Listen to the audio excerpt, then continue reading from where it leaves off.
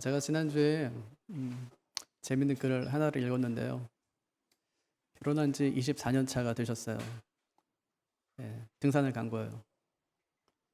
산을 올라갔다가 내려오는 길에 산이 가파르니까 손을 잡고 내려왔답니다. 부부니까 뭐 손을 잡고 내려올 수 있죠. 근데 맞은편에서 60대 남성 3분, 여성 2분이 올라오더래요. 올라오면서 내려오는 부부를 보면서 이제 쑥덕거리기 시작하는 거예요. 한 분이 그러더랍니다. 불륜이구만. 불륜이구만. 그랬더니 옆에 있던 사람이 뭐 손만 잡으면 불륜이냐. 그랬더니 하는 말이 야 요즘에 손잡고 다니는 부부가 어딨냐. 그러더래요. 그래서 부부끼리 그냥 얼굴 보고 웃었대요. 그런 남편이 하는 말이에요. 대체 어디가 불륜이냐. 그러면 손 안 잡는 부부는 불륜이 아니냐. 세상에는 손 잡고 다니는 부부도 많다. 이렇게 이제 글을 쓰셨어요. 부부간에는 손도 잡고 그러는 거예요.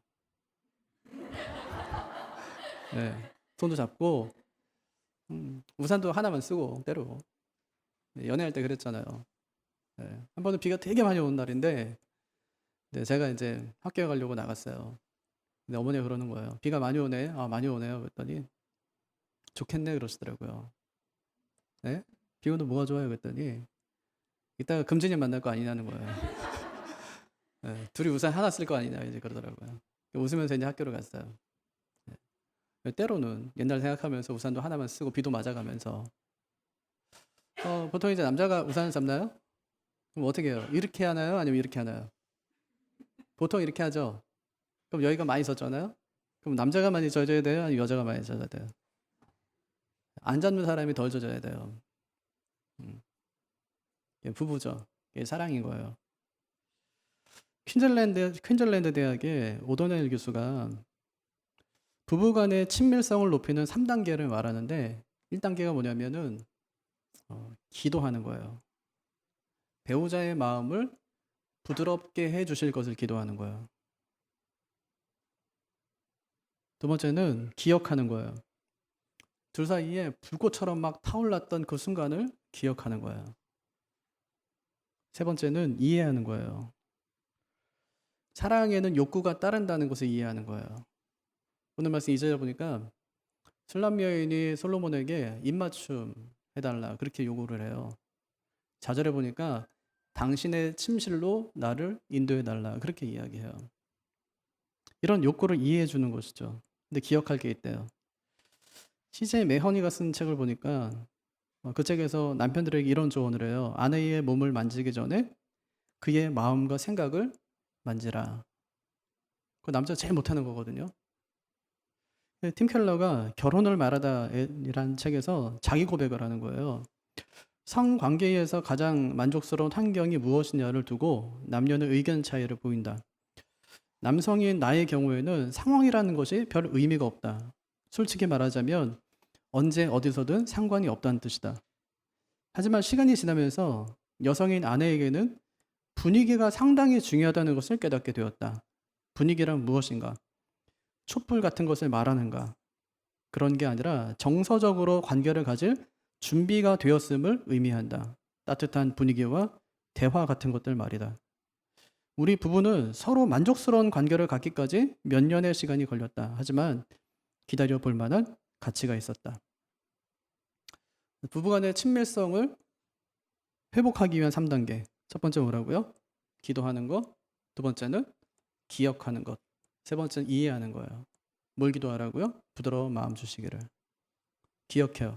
옛날에 정말 사랑했던, 불꽃처럼 사랑했던 그 순간을 기억하는 것. 또한 이해하는 거예요. 상대방의 욕구를 이해하는 거. 목회 상담학 수업 중에 교수님이 이런 말씀을 하셨어요. 이혼 사유 중에 가장 많은 게 성격 차이랍니다. 근데 상담을 해보면 저 깊은 곳에 뭐가 있냐면 성격 차이가 아니라 성적 차이래요. 네. 만족하지 못한다는 거예요. 거기서 느끼는 그 기쁨을 누리지 못한다는 거예요. 이에 대해 팀 켈러가 또 이렇게 얘기합니다. 이것은 수많은 부부들이 결혼 생활 가운데 마주치는 전형적인 문제이다. 어느 한쪽은 더 자주 관계를 갖고 싶어 하고 다른 한쪽은 거절하는 데 문제가 있다. 성관계의 주 목적이 즐거움을 얻는 것이 아니라 주는 데 있다면 신체적으로 성적인 욕구가 적은 쪽은 상대방에게 선물을 줄 수 있대요. 같을 수는 없잖아요, 두 사람이 항상.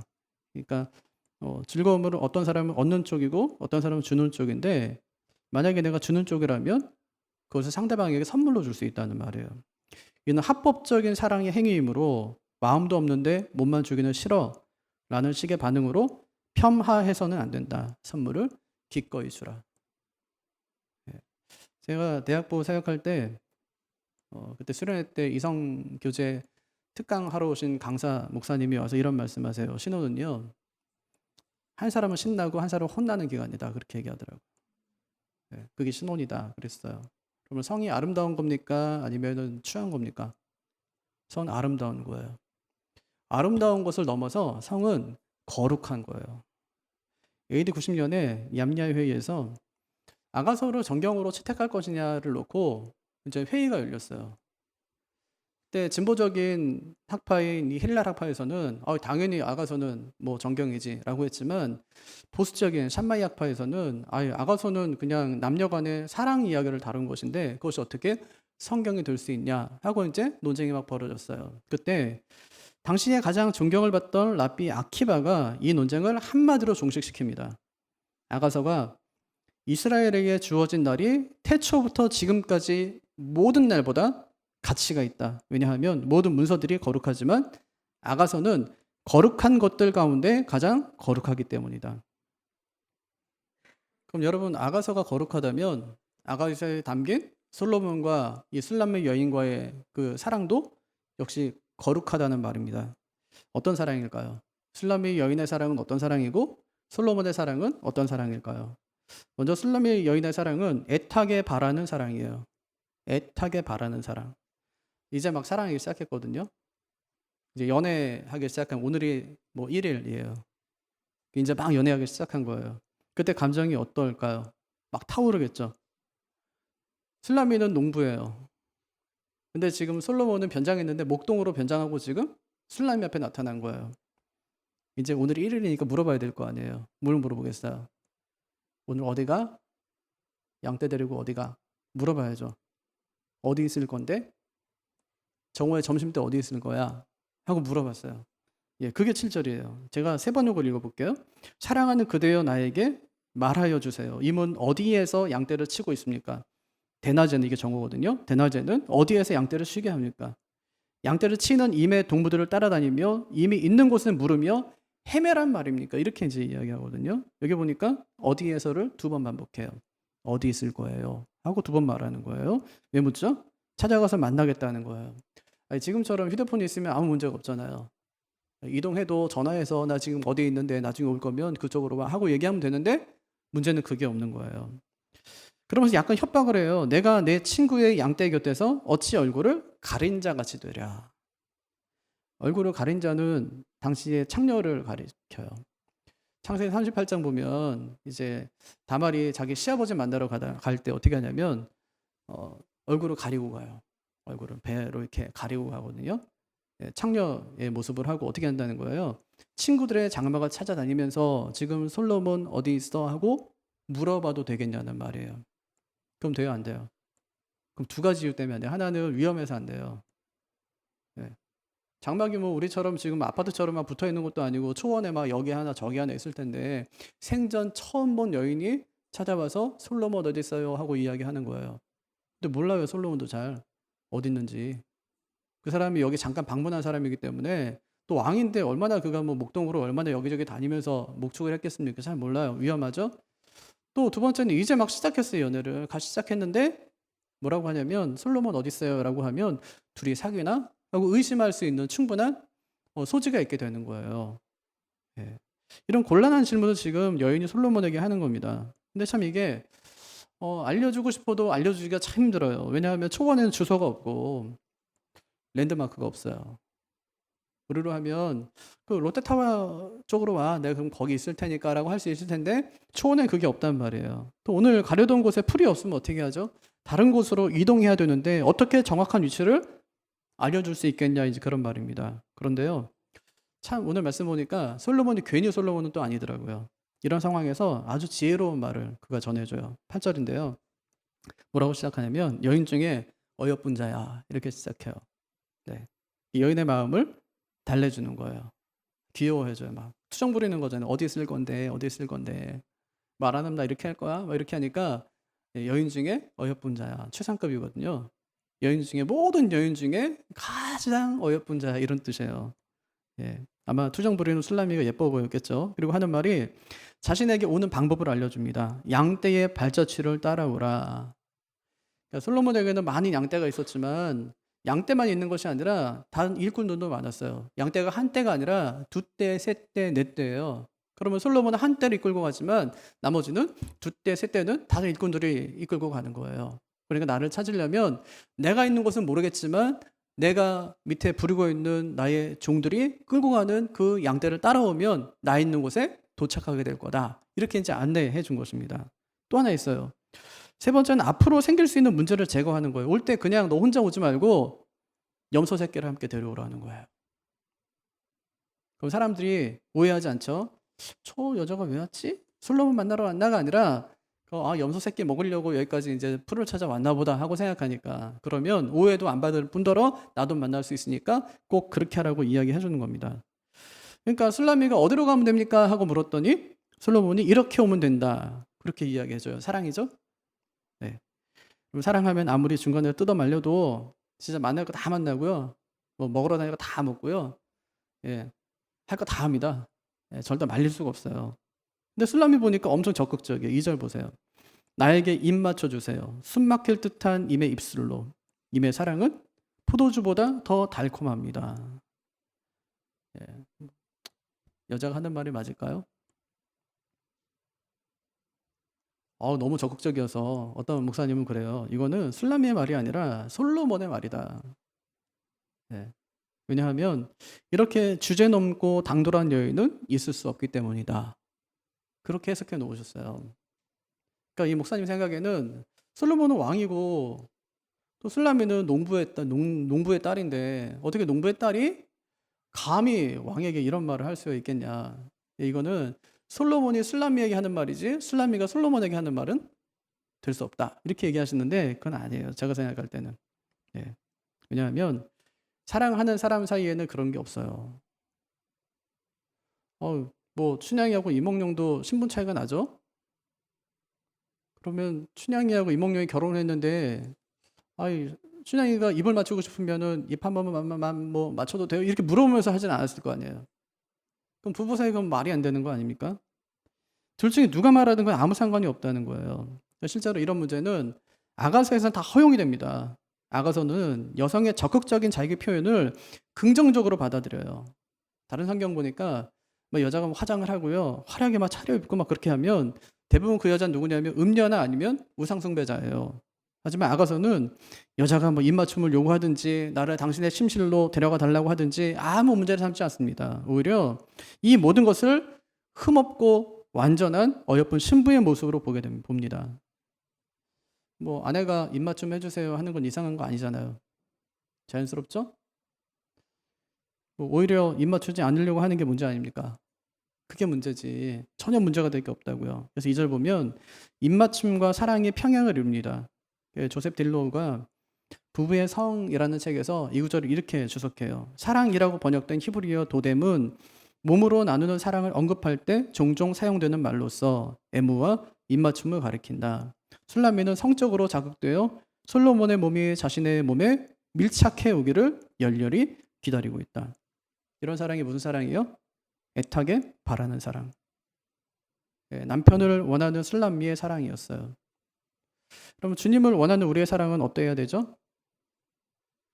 주님은 신랑, 우리 신부. 어때야 돼요? 솔로몬은 신랑, 술라미는 신부. 애타게 바라는 사랑. 애타게 바라는 사랑이에요. 술라미는 솔로몬과의 사랑을 포도주에 비유합니다. 이스라엘 잔치하면 포도주가 빠지지 않죠? 포도주는 뭘 상징한다고요? 기쁨을 상징하는 거예요. 술람미에게 솔로몬은 그렇게 큰 기쁨이었습니다. 솔로몬이 어떤 사람이었기에 그가 그렇게 솔로몬을 기뻐했을까요?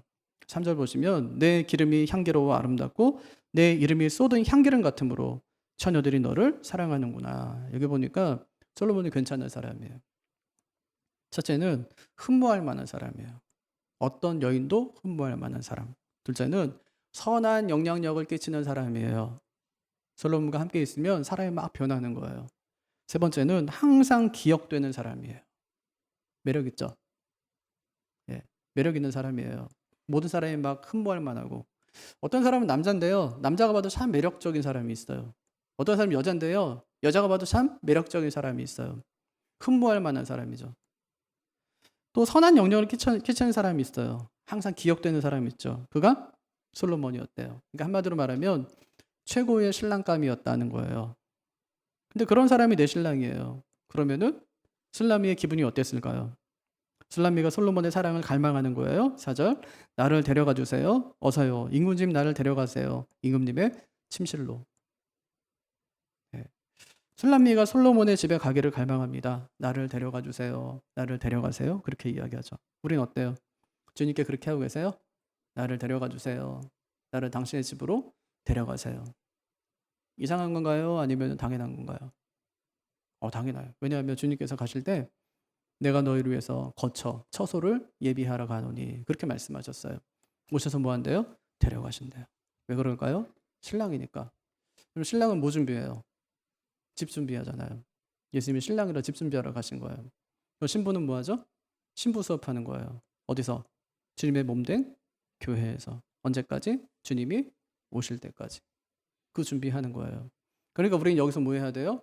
기름 잘 준비해 놓고 신랑이 오시기를 기다리는 거예요. 나를 데려가세요. 나를 데려가 주세요. 예. 그 사랑을 우리가 주님 앞에 이제 해야 되는 거죠. 근데 여러분 어떻게 하고 계세요? 여러분 정말 주님과 더 친밀해지기를 원하고 그렇게 살아가고 계십니까? 술람매의 사랑은 애타게 바라는 사랑이었어요. 그냥 남편의 사랑을 애타게 바라는 거예요. 주님의 신부인 우리도 그런 사랑을 배워야 합니다. 우리도 주님을 애타게 사랑하는 주님의 신부가 되어야 합니다. 그러기 위해서는 앞에서 제가 말한 대로 부부의 친밀성을 높이는 방법을 주의 깊게 살펴봐야 돼요. 앞에서 제가 이야기했죠. 세 가지가 뭐였어요? 기도하고, 기억하고, 이해하는 건데 거꾸로 한번 얘기해 볼게요. 역순으로. 1단계는 이해하는 거예요. 뭘 이해하냐면 주님께서 나만 사랑해 라고 말씀하신 것을 이해해야 돼요. 그래야 주님과 친밀하게 될 수 있어요. 이해해야 돼요. 주님께서 왜 나만 사랑해 그렇게 말씀하셨을지를 이해해야 되고, 두 번째는 기억하는 거예요. 뭘 기억하냐면 주님께서 나를 위해서 행하신 일을 기억하는 거예요. 세 번째는 기도하는 거예요. 첫사랑을 잃어버렸다면 그것을 회복하기 위해서 기도하는 것이고 주님을 더 사랑할 수 있게 해달라고 기도하는 거예요. 그래야 주님과 친밀성을 더 유지할 수 있다는 말입니다. 이것이 주님을 사랑하는 신부들이 해야 되는 일이에요. 술람미처럼 주님을 애타게 찾고 사랑하는 분들이 되시기를 바랍니다. 이게 술람미의 사랑이었어요. 애타게 바라는 사랑. 솔로몬의 사랑은 어떤 사랑이었을까요? 있는 모습 그대로 받아주는 사랑입니다. 술람미가 예루살렘 아가씨들에게 자기소개를 하죠. 5절에 예루살렘의 아가씨들아 내가 검어서 예쁘단다. 계달의 장막 같고 솔로몬의 휘장 같다는구나. 네, 그렇게 자기소개했어요. 자기 예쁘대요. 원래 자기도 그렇게 생각했을까요? 그렇진 않아요. 뭐라고 하냐면 자기의 피부가 검어서 예쁘단다. 누가 그랬다는 거죠? 솔로몬이 그랬다는 거예요. 그럴 리가 없다는 전제인데 사람들은 내가 검기 때문에 나를 예쁘다고 하지 않는데 솔로몬은 내가 검어서 예쁘단다 그렇게 이야기하는 거예요. 이건 누가 봐도 예쁜 피부는 아니에요. 뭐 샵에 가서 돈 내고 태닝한 게 아니라 일하다가 탄 거니까 예쁘게 탔을 리가 없잖아요. 그런데 자기를 예쁘대요. 자기의 컴플렉스를 솔로몬이 사랑해 주었다는 겁니다. 어떻게 예쁘다고 하냐면 자기의 검은 피부를 게달의 천막처럼 예쁘대요. 게달의 천막처럼. 게달은 유목민이에요. 유목민들은 천막을 치고 살잖아요.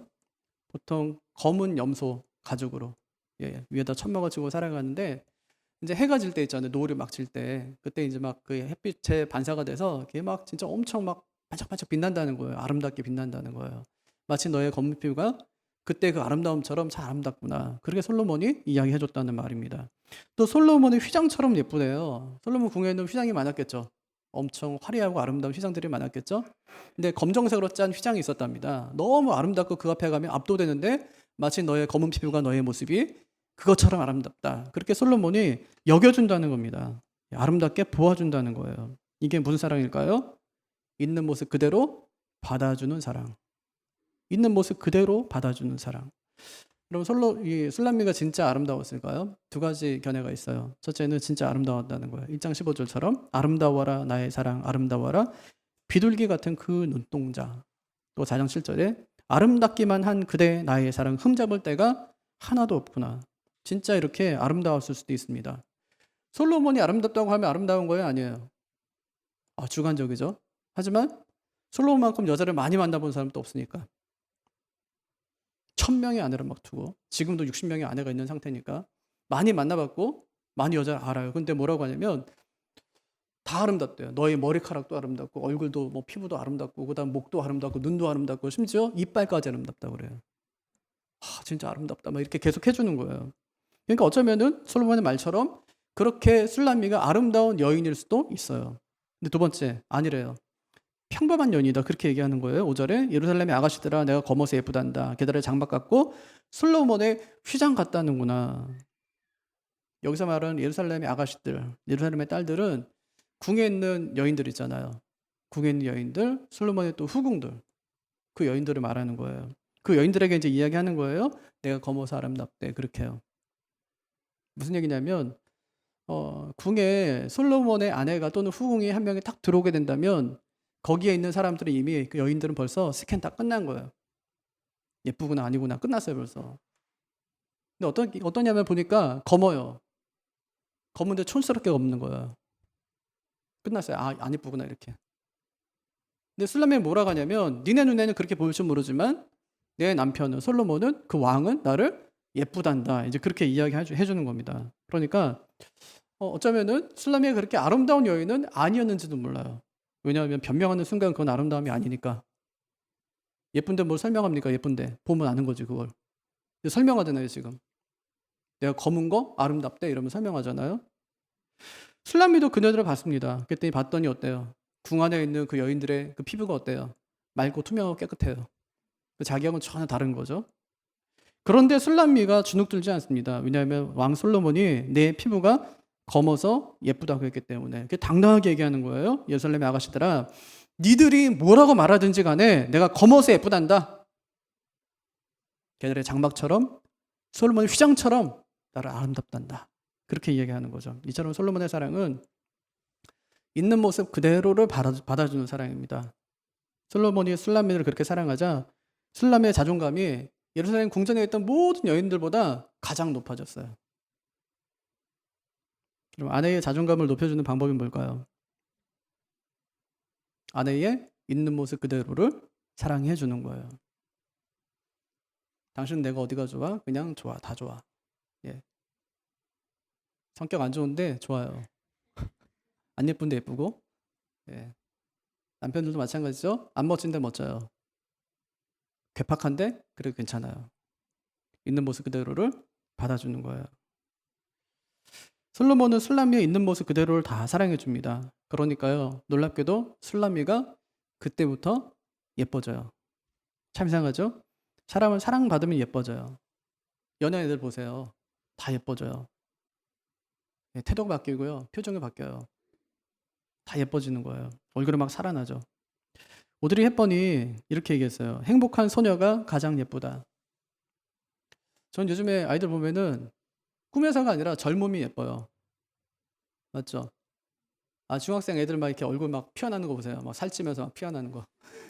예뻐요, 진짜 애들. 예. 뭐 화장을 요즘 애들은 막 화장을 그러더라고. 중학교 막 가면 뭐 화장하고 화장 안 한 애 보면 너 옆에 오지 말라고 그러잖아 애들이 친구끼리. 화장도 안 한 게 어떻게 여기 오냐. 요즘 또 마스크 안 벗는다면서 학교에서. 그래서 점심을 안 먹는 애들이 있대요. 마스크 벗으면 얼굴이 드러나니까. 이상한 시대가 됐어요. 뭐가 아름다워요? 젊음이 아름다워요. 네. 젊음이 아름다워요. 언제가 제일 젊어요? 오늘은 제일 젊다며요. 아름다운 거예요. 인정해주고 그대로 받아주는 것이죠. 브런치에서 어느 작가의 글을 봤습니다. 제목이요. 결혼하더니 예뻐졌네요. 신선하죠? 보통 이제 결혼하더니 폭삭 늙었네. 그렇게 하는데 이분은 결혼하더니 예뻐졌대요. 그의 글이에요. 남편과 함께하는 매일매일이 여행이자 피크닉이다.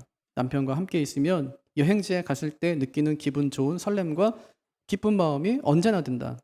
어제 지인이 나에게 말했다. 남편이 선생님을 사랑하는 게 느껴져요. 전 잘 모르겠는데요. 남들은 바로 보이는데 본인은 잘 안 보이시나 봐요. 내가 남편을 처음 소개받았을 때 나는 여자로서의 자존감은 바닥이었다. 별로 꾸미는데 관심이 없는 나를 첫눈에 좋아해줄 남자는 없을 것 같았다. 남편은 나를 첫눈에 마음에 들었다고 했다. 난 아직도 그게 안 믿어진다. 남편을 만난 건 내 인생에서 일어난 가장 큰 기적이다. 나를 사랑해주는 게 감사하다. 여자는 사랑받으면 예뻐진다는 말을 들어왔는데 나도 그 말에 포함되는 것 같다. 막 꿀 떨어지지 마. 이분은 왜 자기 남편을 사랑할까요? 남편이 이분을 있는 그대로 받아주고 사랑해주기 때문이에요. 건강해서가 아니라요. 예뻐서가 아니라요. 능력 있고 실력 있고 현명해서가 아니라 그냥 다 받아주는 거예요. 어떤 사람이 나를 좋아해 줄 수 있을까 하고 생각했던 그런 여인이었어요. 화장도 안 하고 꾸미지도 않아요. 누가 나를 사랑해 줄 수 있을까? 나에게도 뭐 첫눈에 반하는 그런 사랑이 이루어질 수 있을까 생각했던 여인이었어요. 그런데 있어요. 나의 모습을 있는 그대로 받아주는 그 사람이 있었던 거예요. 그럼 세상에는 두 가지 사랑이 있습니다. 그러므로 사랑과 그럼에도 사랑이에요. 사랑할 조건과 가치와 내용이 없음에도 불구하고 사랑하는 건 그럼에도 사랑이에요. 반대로 자격이나 조건이나 내용을 일일이 따져가며 사랑하는 건 그러므로 사랑입니다. 그럼 솔로몬의 사랑은 어떤 사랑일까요? 그럼에도 사랑이에요. 그는 술람미를 있는 그대로 사랑해 주었습니다. 말씀을 정리하겠습니다. 오늘 제가 두 가지 사랑을 말씀드렸습니다. 하나는 솔로몬의 사랑이고 하나는 술람미의 사랑입니다. 술람미의 사랑은 애타게 바라는 사랑이에요. 이건 우리가 주님께 해야 되는 사랑이에요. 애타게 바라는 사랑. 솔로몬의 사랑은 있는 그대로 받아주는 사랑입니다. 이 사랑은 우리가 주님께 받고 있는 사랑이에요. 우리 있는 그대로 주님께서는 사랑해 주세요. 제가 아내들에게 묻겠습니다. 여러분은 남편을 어떻게 사랑하고 계세요? 술람미처럼 애타게 바라는 사랑 한번 해보시지 않겠습니까? 반대로 남편들은 솔로몬처럼 아내를 있는 그대로 받아주는 사랑을 해보지 않으시겠습니까? 술람미는요, 자기가 진짜 이쁜 줄 알아요. 네. 왕궁에 진짜 아름다운 여인들이 많았었는데 자기가 제일 이쁜 줄 알아요. 왜냐? 남편이 예쁘다고 했으니까. 남편이 예쁘다니까 내가 제일 이쁜 거예요. 사랑하면 예뻐집니다. 표정이 바뀌고요. 마음이 밝아집니다. 여러분 세상이 아름다워 보이세요? 요즘에 사랑받고 있는 거예요. 세상에 막 살기 싫어요? 빨리 죽었으면 좋겠고 막 없어졌으면 좋겠고 막 전쟁 나면 좋겠고 막 그럴게요. 네, 사랑받지 못하는 거예요. 예뻐서 예쁜 게 아닙니다. 예뻐하니까 예쁜 거예요. 술람미는 남편이 왕이어서 그를 좋아한 것이 아니었습니다. 남편이 자신의 모든 것을 인정해주고 받아주니까 남편을 사랑한 것입니다. 주님께서도요 우리를 있는 그대로 받아주세요. 주님의 사랑은 그러므로의 사랑이 아니라 그럼에도의 사랑이에요. 아마 모든 분들이 예쁜 아내와 살고 싶으실 거예요. 네. 아마 멋진 남편과 살고 싶으실 겁니다. 오늘 말씀이요 그 해답을 줍니다. 예뻐하면 예뻐져요. 예뻐하면 예뻐져요. 서로 예뻐하셔서 예쁜 분들과 또 우리 주님과 함께 살아가는 우리 모두가 되기를 주님의 이름으로 축복합니다.